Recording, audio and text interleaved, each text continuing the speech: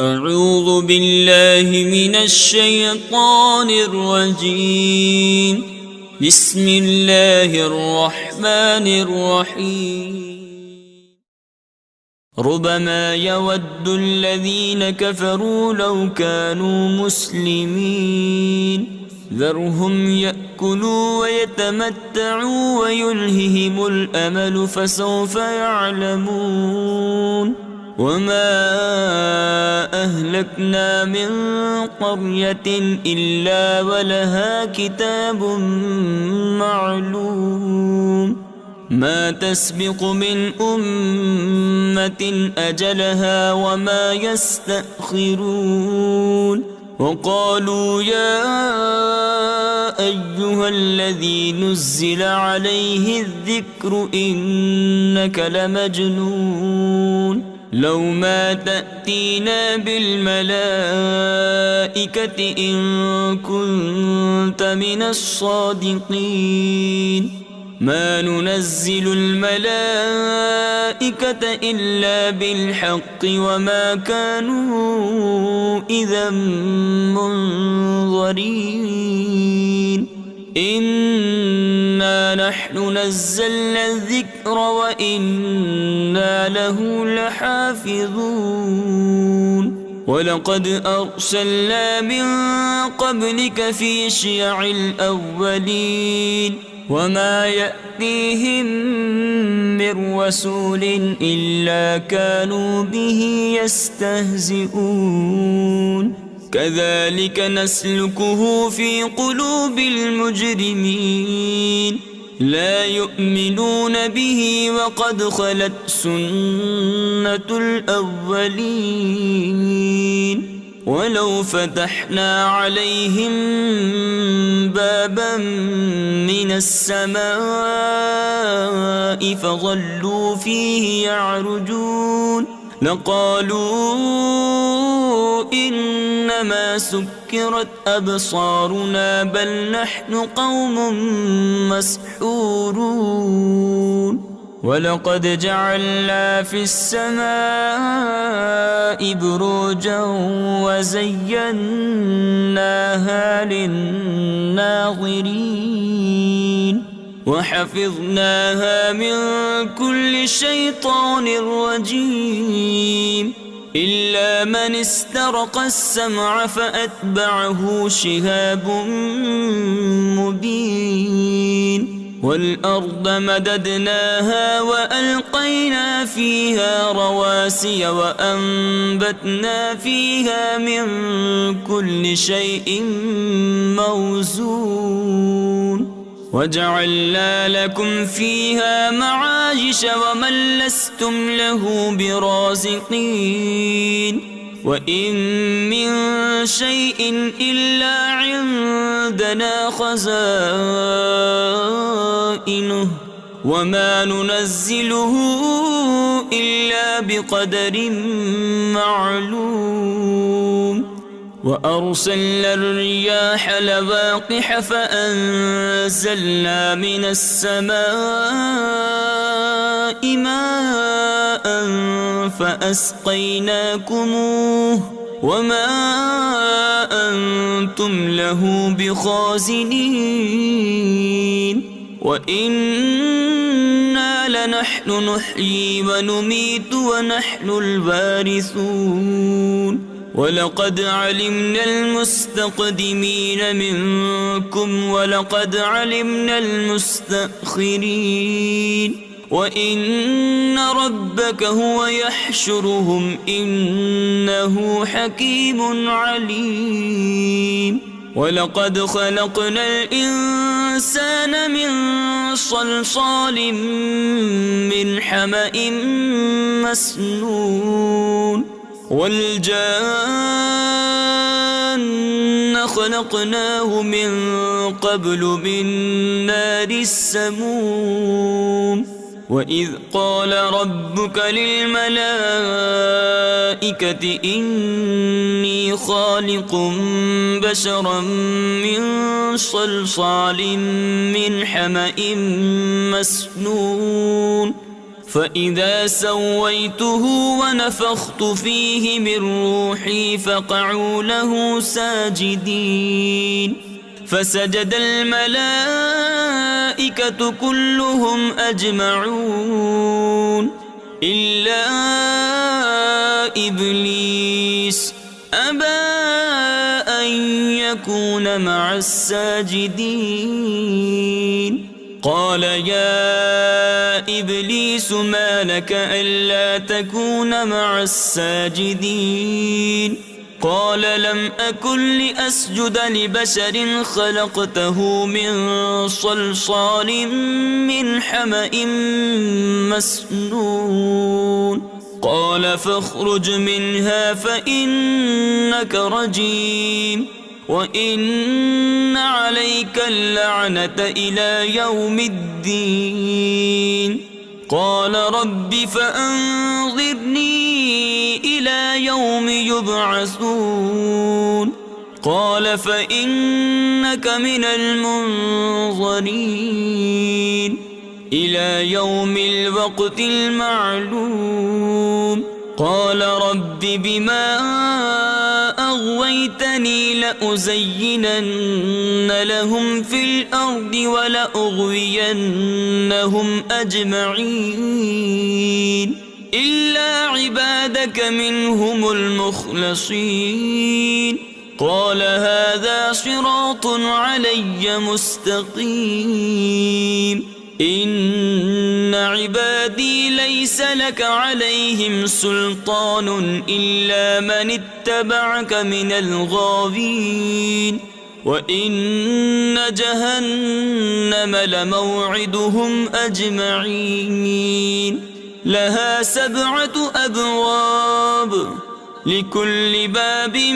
منهم جزء مقسوم إن المتقين في جنات وعيون ادخلوها بسلام آمنين ونزعنا ما في صدورهم من غل إخوانا على سرر متقابلين لا يمسهم فيها نصب وما هم منها بمخرجين نبئ عبادي أني أنا الغفور الرحيم وأن عذابي هو العذاب الأليم ونبئهم عن ضيف إبراهيم إذ دخلوا عليه فقالوا سلاما قال إنا منكم وجلون قالوا لا توجل إنا نبشرك بغلام عليم قال أبشرتموني على أن مسني الكبر فبم تبشرون قالوا بشرناك بالحق فلا تكن من القانطين قال ومن يقنط من رحمة ربه إلا الضالون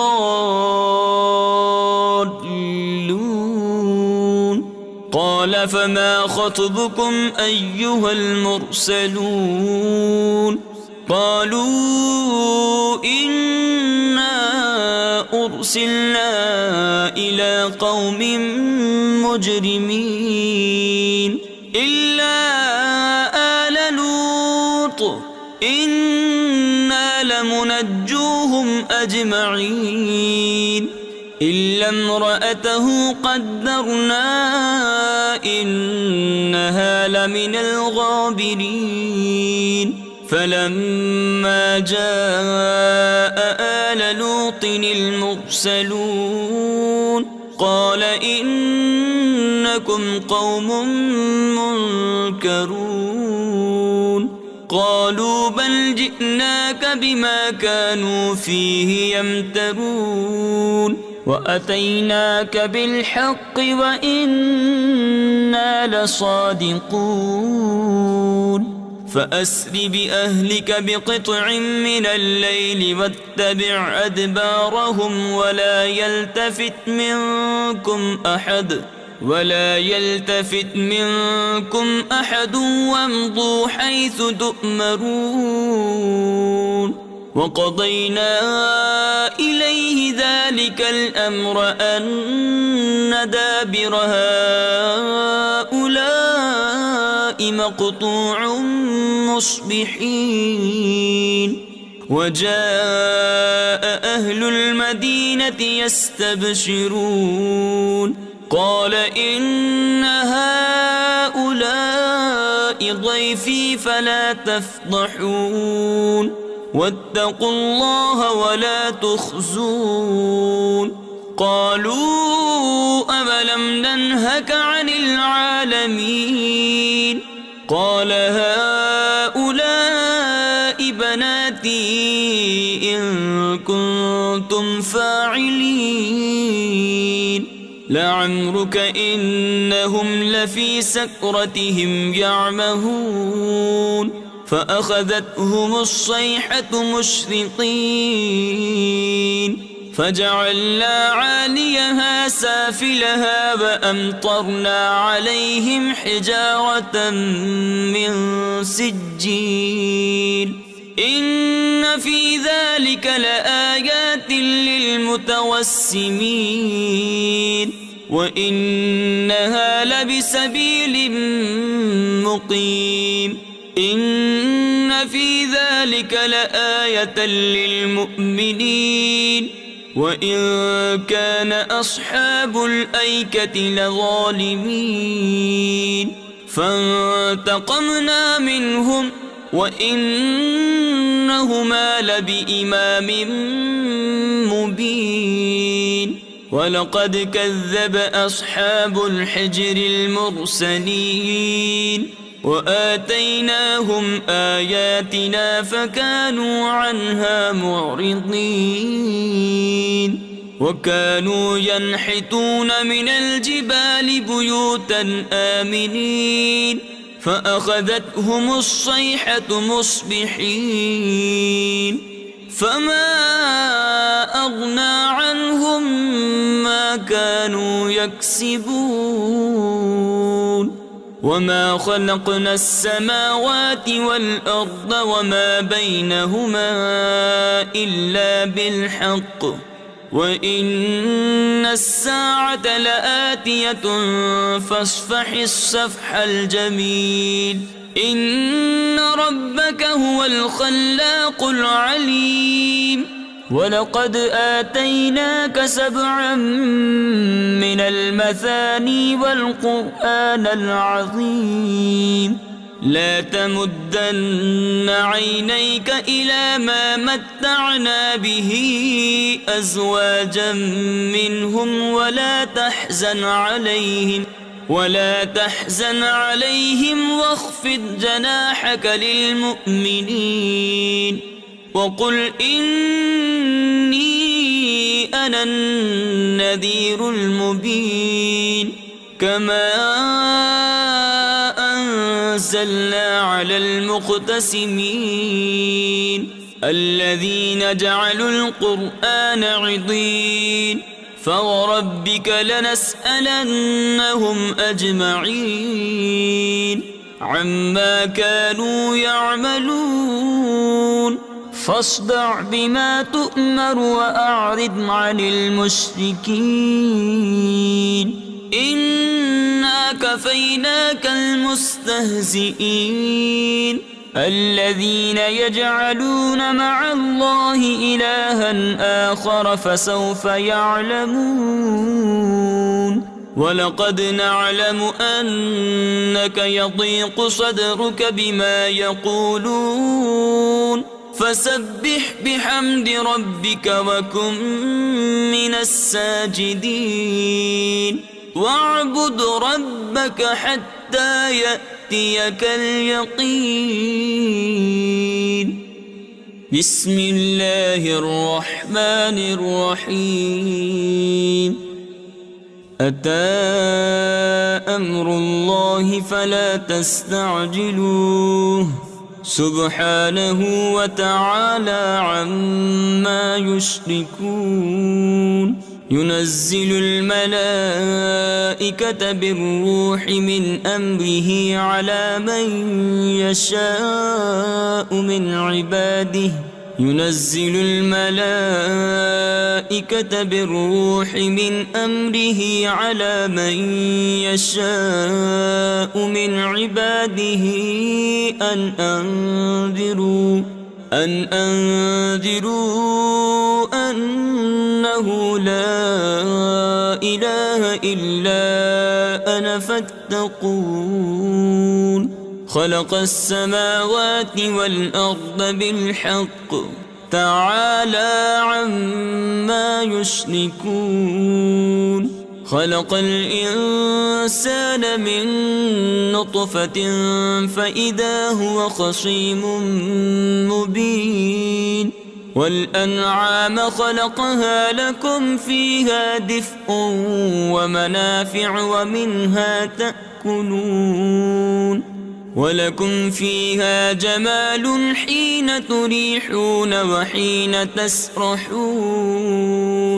وتحمل أثقالكم إلى بلد لم تكونوا بالغيه إلا بشق الأنفس إن ربكم لرؤوف رحيم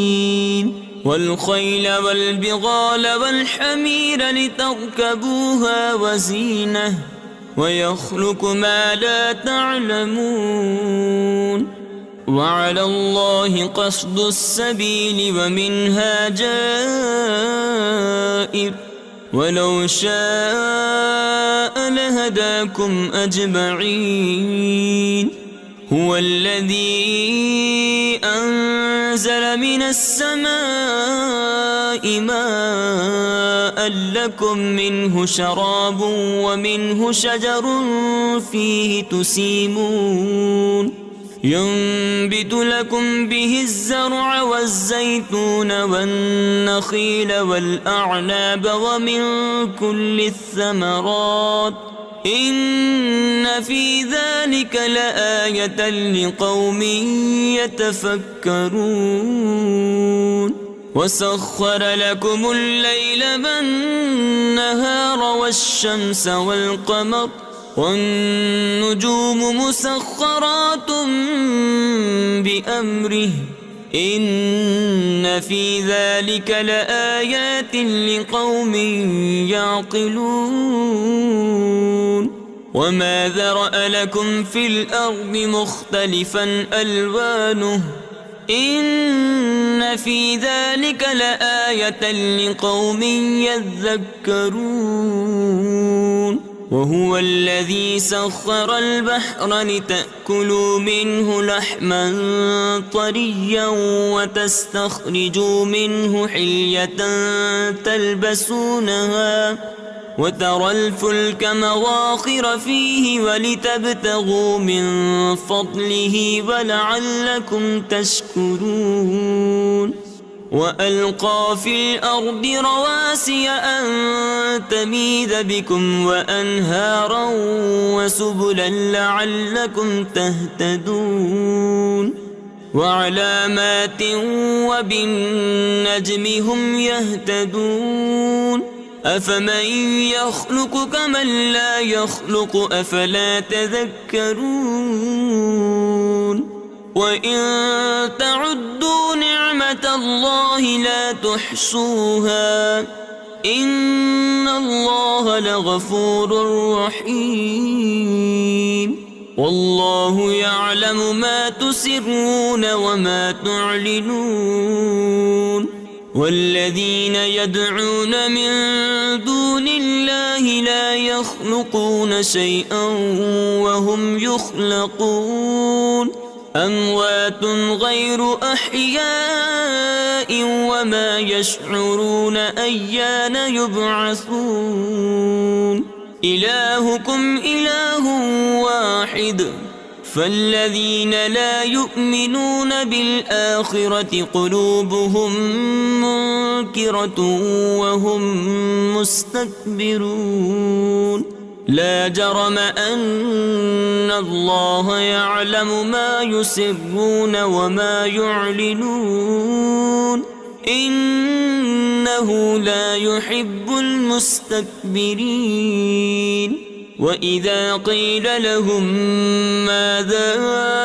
أنزل ربكم قالوا أساطير الأولين ليحملوا أوزارهم كاملة يوم القيامة ومن أوزار الذين يضلونهم بغير علم ألا ساء ما يزرون قد مكر الذين من قبلهم فأتى الله بنيانهم من القواعد فخر عليهم السقف من فوقهم وأتاهم العذاب من حيث لا يشعرون ثم يوم القيامة يخزيهم ويقول أين شركائي الذين كنتم تشاقون فيهم قال الذين أوتوا العلم إن الخزي اليوم والسوء على الكافرين الذين تتوفاهم الملائكة ظالمي أنفسهم فألقوا السلم ما كنا نعمل من سوء بلى إن الله عليم بما كنتم تعملون فادخلوا أبواب جهنم خالدين فيها فلبئس مثوى المتكبرين وقيل للذين اتقوا ماذا أنزل ربكم قالوا خيرا للذين أحسنوا في هذه الدنيا حسنة ولدار الآخرة خير ولنعم دار المتقين جنات عدن يدخلونها تجري من تحتها الأنهار لهم فيها ما يشاءون كذلك يجزي الله المتقين الذين تتوفاهم الملائكة طيبين يقولون سلام عليكم ادخلوا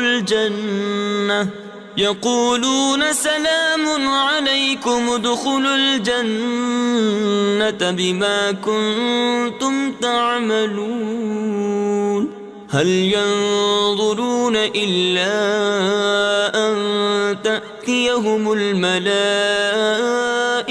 أو يأتي أمر ربك كذلك فعل الذين من قبلهم وما ظلمهم الله ولكن كانوا أنفسهم يظلمون فأصابهم سيئات ما عملوا وحاق بهم ما كانوا به يستهزئون وقال الذين أشركوا لو شاء الله ما عبدنا من دونه من شيء نحن ولا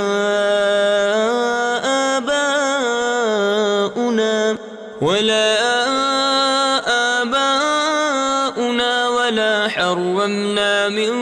دونه من شيء كذلك فعل الذين من قبلهم فهل على الرسل إلا البلاغ المبين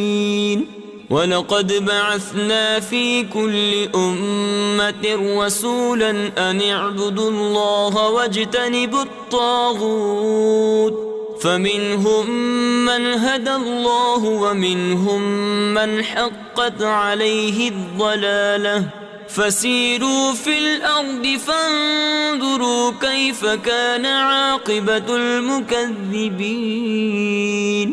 إن تحرص على هداهم فإن الله لا يهدي من يضل وما لهم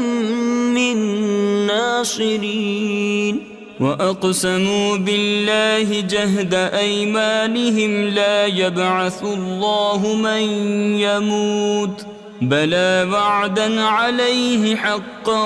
ولكن أكثر الناس لا يعلمون ليبين لهم الذي يختلفون فيه وليعلم الذين كفروا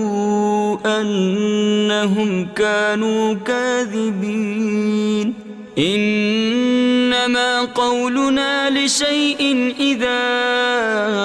أردناه أن نقول له كن فيكون والذين هاجروا في الله من بعد ما ظلموا لنبوئنهم في الدنيا حسنة ولأجر الآخرة أكبر لو كانوا يعلمون الذين صبروا وعلى ربهم يتوكلون وما أرسلنا من قبلك إلا رجالا نوحي إليهم فاسألوا أهل الذكر إن كنتم لا تعلمون بالبينات والزبر وأنزلنا إليك الذكر لتبين للناس ما نزل إليهم ولعلهم يتفكرون أفأمن الذين مكروا السيئات أن يخسف الله بهم الأرض أو يأتيهم العذاب من حيث لا يشعرون أو يأخذهم في تقلبهم فما هم بمعجزين أو يأخذهم على تخوف فإن ربكم لرؤوف رحيم أولم يروا إلى ما خلق الله من شيء يتفيأ ظلاله عن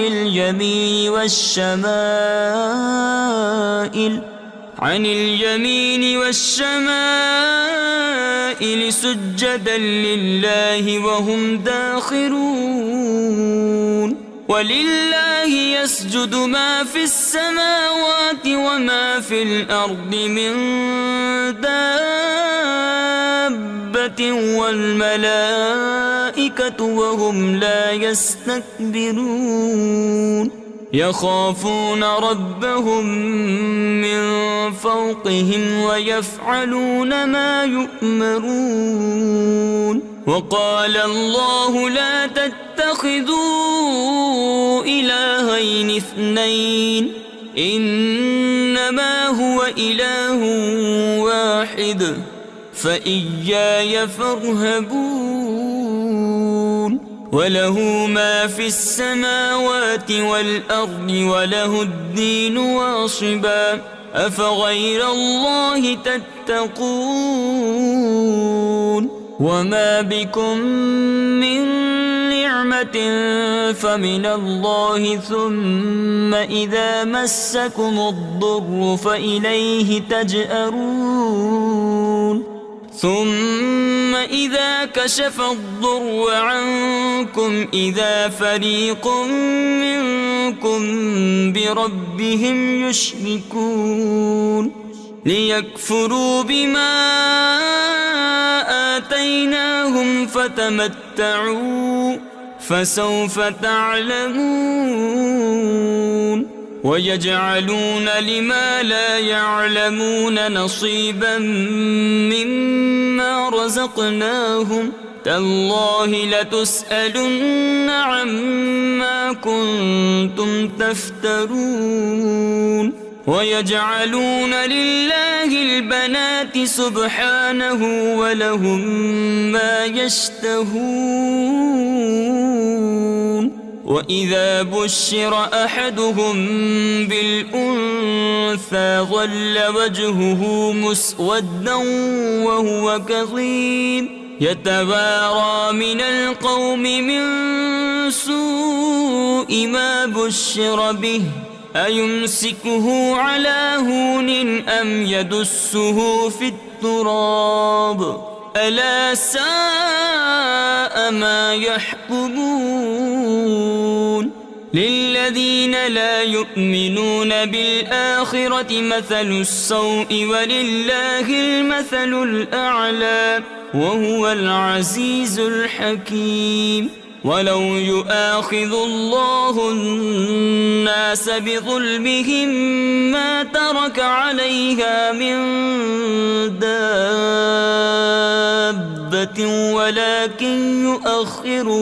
ولكن يؤخرهم إلى أجل مسمى فإذا جاء أجلهم لا يستأخرون ساعة ولا يستقدمون ويجعلون لله ما يكرهون وتصف ألسنتهم الكذب أن لهم الحسنى لا جرم أن لهم النار وأنهم مفرطون تالله لقد أرسلنا إلى أمم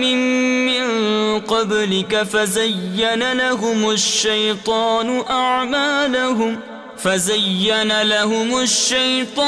أعمالهم فهو وليهم اليوم ولهم عذاب أليم وما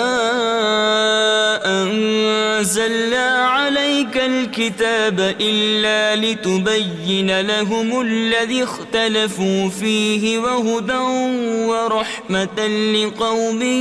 يؤمنون والله أنزل من السماء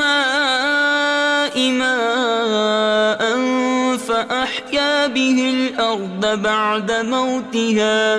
إن في ذلك لآية لقوم يسمعون وإن لكم في الأنعام لعبرة نسقيكم مما في بطونه من بين فرث ودم لبنا خالصا سائغا للشاربين ومن ثمرات النخيل والأعناب تتخذون منه سكرا ورزقا حسنا إن في ذلك لآية لقوم يعقلون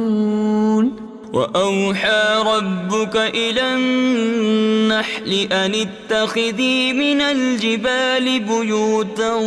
ومن الشجر ومما يعرشون ثم كلي من كل الثمرات فاسلكي سبل ربك ذللا يخرج من بطونها شراب مختلف ألوانه فيه شفاء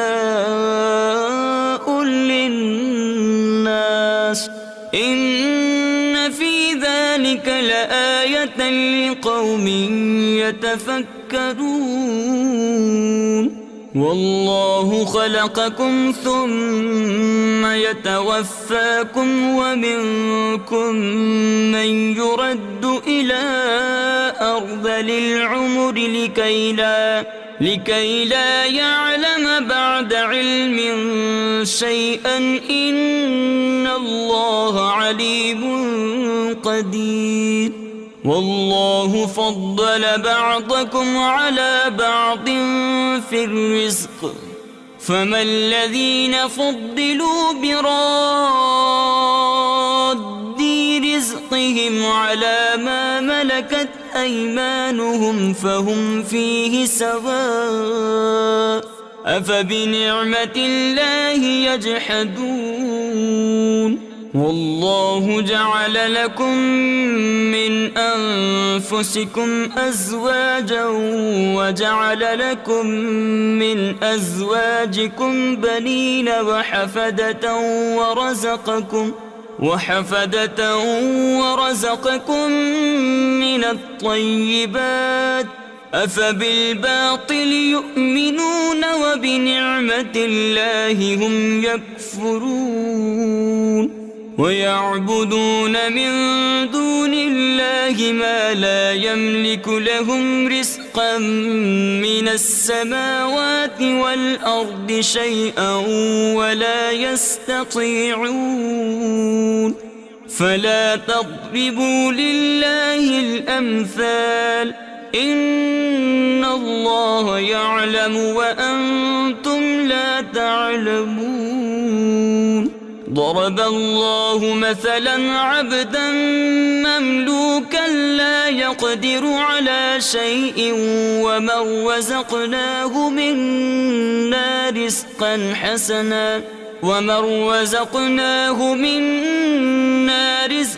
حسنا فهو ينفق منه سرا وجهرا هل يستوون الحمد لله بل أكثرهم لا يعلمون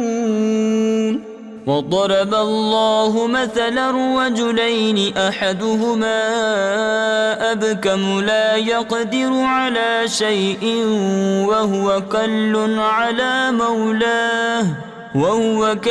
على مولاه أينما يوجهه لا يأتي بخير هل يستوي هو ومن يأمر بالعدل وهو على صراط مستقيم ولله غيب السماوات والأرض وما أمر الساعة إلا كلمح البصر أو هو أقرب إن الله على كل شيء قدير والله أخرجكم من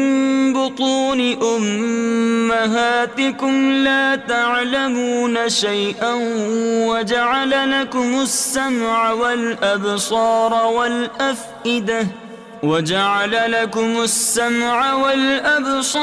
والأفئدة لعلكم تشكرون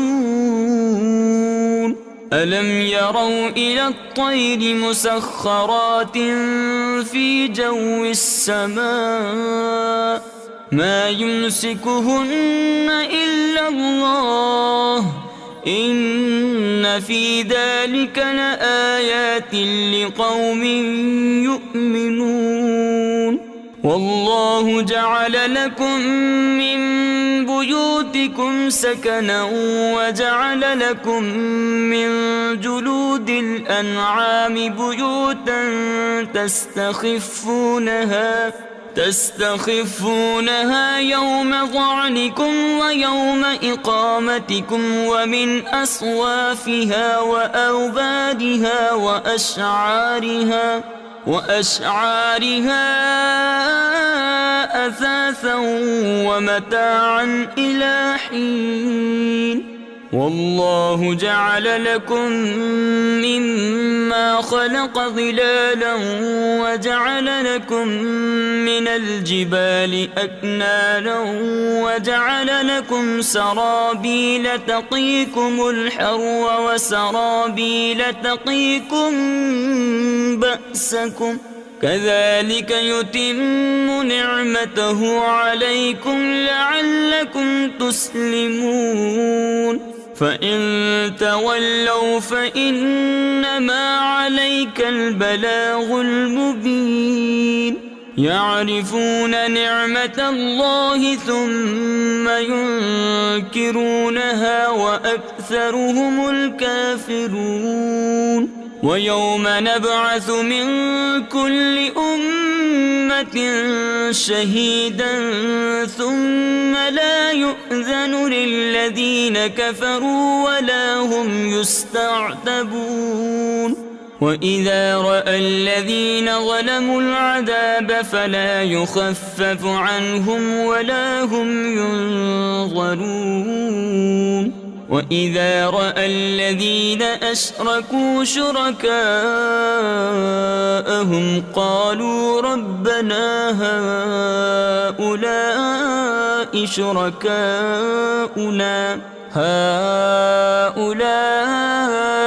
شركاؤنا الذين كنا ندعو من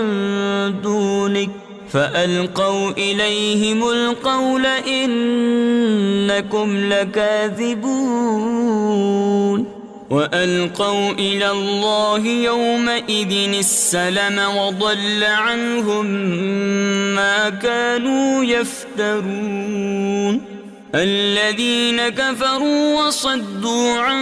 سبيل الله زدناهم عذابا فوق العذاب بما كانوا يفسدون ويوم نبعث في كل أمة شهيدا عليهم من أنفسهم وجئنا بك شهيدا على هؤلاء ونزلنا عليك الكتاب تبيانا لكل شيء وهدى ورحمة وبشرى للمسلمين إن الله يأمر بالعدل والإحسان وإيتاء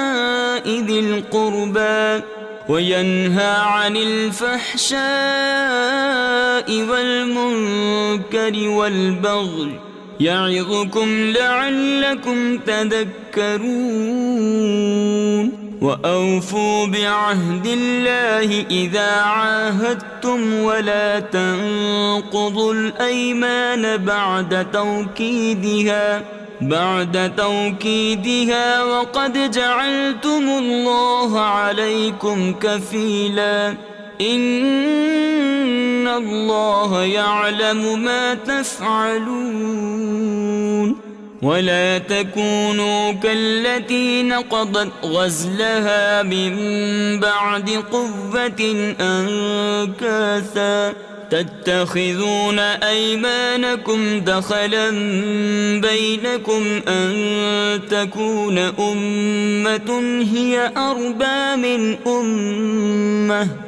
إنما يبلوكم الله به وليبينن لكم يوم القيامة ما كنتم فيه تختلفون ولو شاء الله لجعلكم أمة واحدة ولكن يضل من يشاء ويهدي من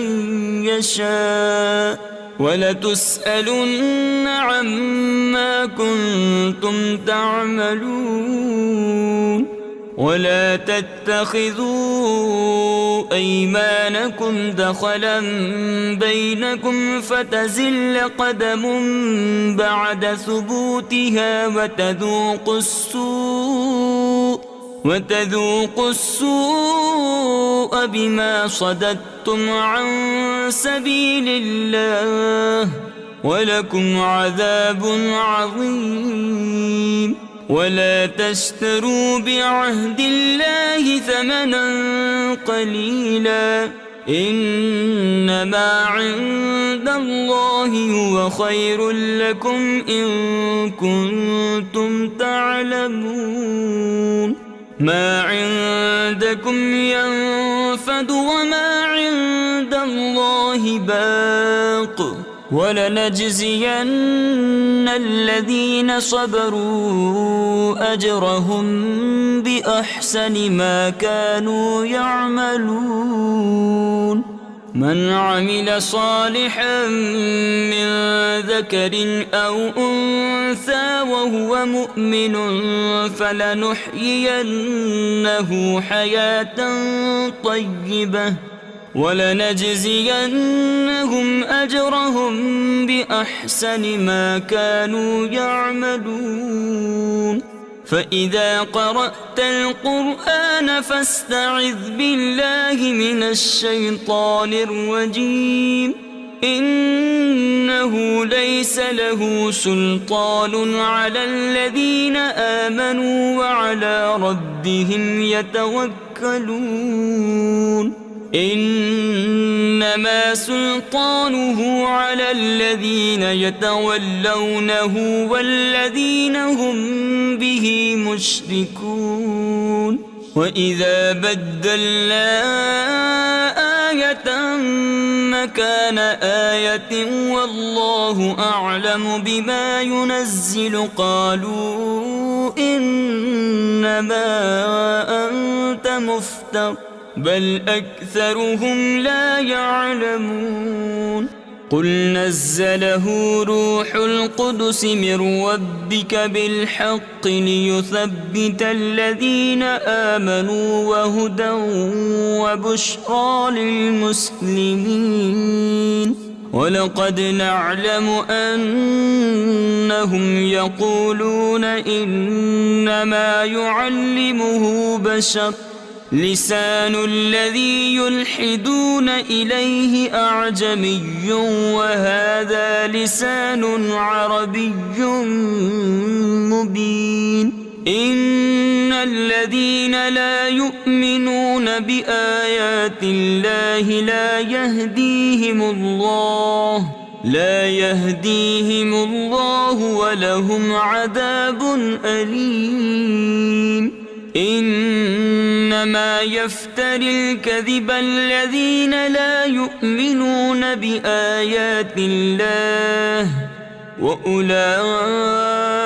هم الكاذبون من كفر بالله من بعد إيمانه إلا من أكره وقلبه مطمئن بالإيمان ولكن من شرح بالكفر صدرا فعليهم غضب من الله ولهم عذاب عظيم ذلك بأنهم استحبوا الحياة الدنيا على الآخرة وأن الله لا يهدي القوم الكافرين أولئك الذين طبع الله على قلوبهم وسمعهم وأبصارهم وأولئك هم الغافلون لا جرم أنهم في الآخرة هم الخاسرون ثم إن ربك للذين هاجروا من بعد ما فتنوا ثم جاهدوا وصبروا إن ربك من بعدها لغفور رحيم يوم تأتي كل نفس تجادل عن نفسها وتوفى كل نفس ما عملت وهم لا يظلمون وضرب الله مثلا قرية كانت آمنة مطمئنة يأتيها رزقها رغدا من كل مكان فكفرت بأنعم الله فأذاقها الله لباس الجوع والخوف بما كانوا يصنعون ولقد جاءهم رسول منهم فكذبوه فأخذهم العذاب وهم ظالمون فكلوا مما رزقكم الله حلالا طيبا واشكروا نعمة الله إن كنتم إياه تعبدون إنما حرم عليكم الميتة والدم ولحم الخنزير وما أهل لغير الله به فمن اضطر غير باغ ولا عاد فإن الله غفور رحيم ولا تقولوا لما تصف ألسنتكم الكذب هذا حلال وهذا حرام لتفتروا على الله الكذب إن الذين يفترون على الله الكذب لا يفلحون متاع قليل ولهم عذاب أليم وعلى الذين هادوا حرمنا ما قصصنا عليك من قبل وما ظلمناهم ولكن كانوا أنفسهم يظلمون ثم إن ربك للذين عملوا السوء بجهالة ثم تابوا من بعد ذلك وأصلحوا إن ربك من بعدها لغفور رحيم إن إبراهيم كان أمة قانتا لله حنيفا ولم يك من المشركين شاكرا لأنعمه اجتباه وهداه إلى صراط مستقيم وآتيناه في الدنيا حسنة وإنه في الآخرة لمن الصالحين ثم أوحينا إليك أن اتبع ملة إبراهيم حنيفا وما كان من المشركين إنما جعل السبت على الذين اختلفوا فيه وإن ربك ليحكم بينهم يوم القيامة فيما كانوا فيه يختلفون ادع إلى سبيل ربك بالحكمة والموعظة الحسنة وجادلهم بالتي هي أحسن إن ربك هو أعلم بمن ضل عن سبيله وهو أعلم بالمهتدين وإن عاقبتم فعاقبوا بمثل ما عوقبتم به ولئن صبرتم لهو خير للصابرين واصبر وما صبرك إلا بالله ولا تحزن عليهم ولا تك في ضيق مما يمكرون إن الله مع الذين اتقوا والذين هم محسنون